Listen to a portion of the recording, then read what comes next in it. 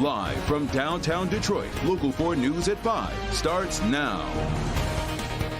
And we're going to begin at 5 in Washington, where the committee investigating the January 6th attack on the U.S. Capitol has made a historic decision. They voted to subpoena former President Donald Trump. And that subpoena would force the former president to testify and provide evidence to the panel. And the vote for it was unanimous. The vote came after an hours-long hearing that included new video of the attack detailing what did and didn't happen to get it to stop. Alice Barr with a very busy day in Washington. Alice. Good evening. The January 6th committee today trying to establish former President Trump's intent to illicitly hold on to power after losing the 2020 election and voting to hear directly from him. In a bombshell move, the January 6th committee voting to subpoena former President Trump to testify as members seek to underscore their main argument that Mr. Trump was the driving force behind the attack on the Capitol. The central cause of January 6th was one man, Donald Trump, whom many others followed. The committee pointing to evidence the former president knew he lost the 2020 election, both at the polls and in the courts, but planned months in advance to declare victory anyway. This is a fraud on the American public. This is an embarrassment to our country. We were getting ready to win this election. Frankly, we did win this election. Clips played from members of the Trump inner circle. He's going to declare victory, but that doesn't mean he's the winner. He's just going to say he's the winner. The key thing to do is to claim victory. Possession is 9/10 of the law. Newly obtained Secret Service messages show the former president was livid when the Supreme Court denied his election lawsuit, a former aide recalling his response. I don't want people to know we lost, Mark. This is embarrassing. The committee presenting some of more than 1 million emails and messages the Secret Service handed over, including one showing tips came in about the level of violence expected on January 6th. Their plan is to literally kill people. Please take this tip seriously and investigate further. The committee working to draw the line to former President Trump to establish he had plenty of warning of what a tinderbox the Capitol would be, alleging he still stoked violence and did little to stop it on that deadly day.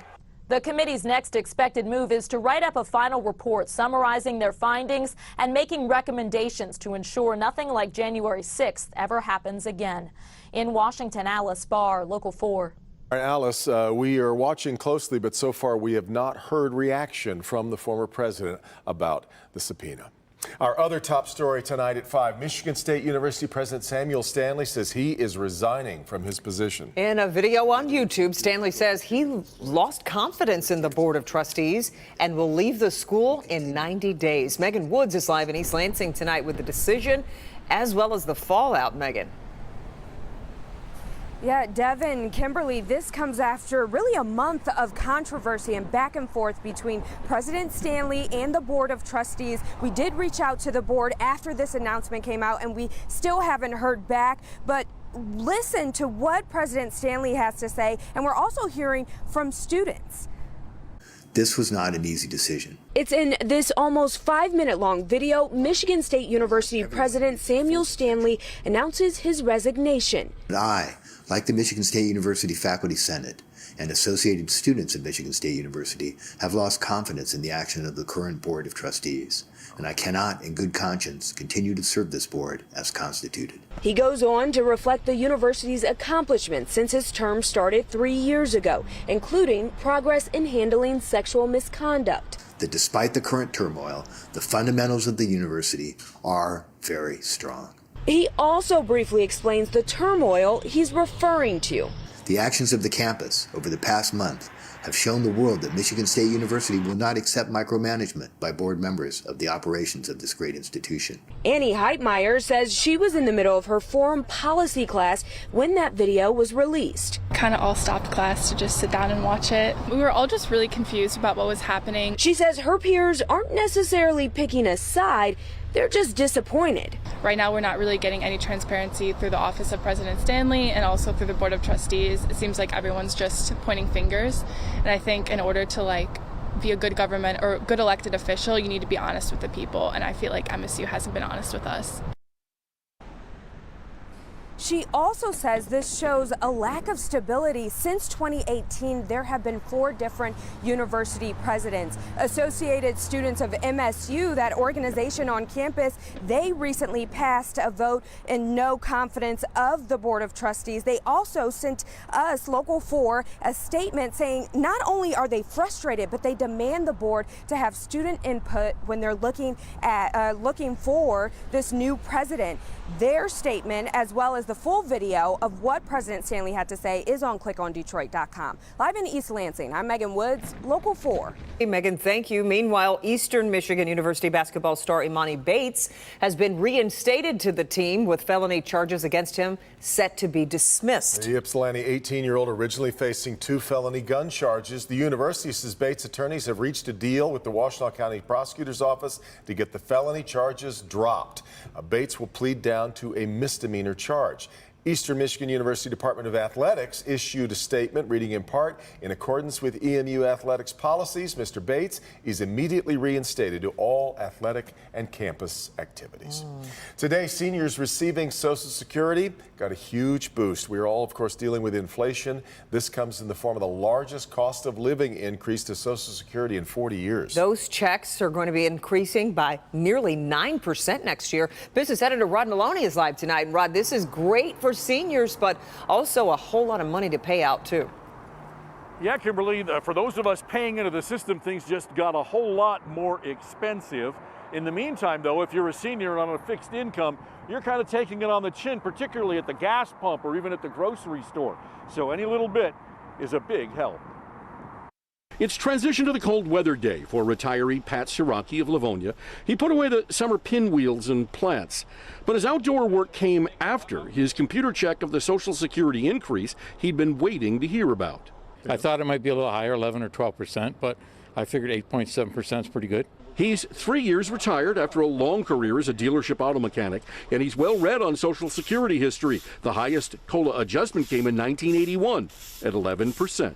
Getting a raise is always nice. So here's what the raise looks like in real terms. The average Social Security recipient receives $1,681 a month, or just over $20,000 a year. In 2023, the monthly payment rises $146 a month to $1,827, or $21,172 a year, a $1,752 increase. Now, Pat's hard work, income, and contributions to the system over the years put him about 50% above those averages, and he's now looking at a $222 a month raise, or nearly $2,700 a year. I consider it a bonus. We were living within our means before. This would just add a little bit extra. For many, that extra is likely to end up in the gas tank or the grocery basket, but Pat says not for him and his soon-to-retire wife. No, not bad at all. That's a few dinners out and that. Yeah. Well, that's the good news, and of course there's a little bit more good news for many of these seniors, because Medicare premiums are going to be going down, mainly because there was a massive increase last year, and so that'll come down 3%. So it looks like, at least for seniors on a fixed income, there is some help going forward. Back to you. Hey, Rod, we appreciate it. A little less than 2 hours from now, Governor Whitmer and her challenger, Tudor Dixon, will go head-to-head in their first debate. Take place at our sister station, Wood TV in Grand Rapids, and that's where we find Mara McDonald. A debate, though, that is not open to the public, Mara. Devin, that's right. It's taking place in a TV studio, just the 2 candidates and the moderator, and both of these women go in tonight with 2 different kind of objectives. Let me show you. We want to get money back into the pockets of the people. Dixon goes into tonight at a serious financial disadvantage compared to Whitmer. The governor has had robust fundraising and has had ads in rotation since the August primary. Dixon has not. Her campaign went dark for 7 weeks post-primary, and her latest poll numbers show it's had an effect. That, along with her stats on abortion, is causing her campaign real heartburn. But the Republican Governors Association is now on the air. Whitmer promised to protect Michigan workers, but she didn't. In the Metro Detroit market with an ad buy supporting her. We'll see if it moves the numbers. And I'm not going to get distracted by all the kind of ugly and dangerous rhetoric. Governor Whitmer, on the other hand, goes into tonight with a polling advantage and a cash advantage. Tudor Dixon's hardline approach is too dangerous for Michigan. Plus, the Democratic Governors Association launched ads for her this week, and her own campaign is up with a new ad as well. Dixon needs to make up lost ground. Whitmer needs to keep steady. Back here live, if you want to watch the debate tonight, you can head on over to our streaming platform, Local 4 Plus. You can see the thing live. We're live in Grand Rapids. I'm Mara McDonald, Local 4. And a lot to come later on tonight on Local 4 News at 11 as we recap it all. Much more to come on this busy news day. Here's Sean Lay. Live at 5:30, serious accusations of a juror flirting with one of the defendants in the Whitmer kidnapping trial. I'll take you inside the courtroom. Yesterday at this same time, we were in the 70s, now only in the mid-50s, on our way down to 45 at midnight, 30s overnight. I'll have your weekend forecast in just a few minutes. It was a story you saw only on the nightcam last night. An alleged car thief was extra keen to make his getaway. All right, then jump off the bridge. You said jump off the bridge? Hey, finally ran out of gas on the bridge and hopped off. Buckle up. Coming up next, we take you inside the chase with Brownstown Township Police.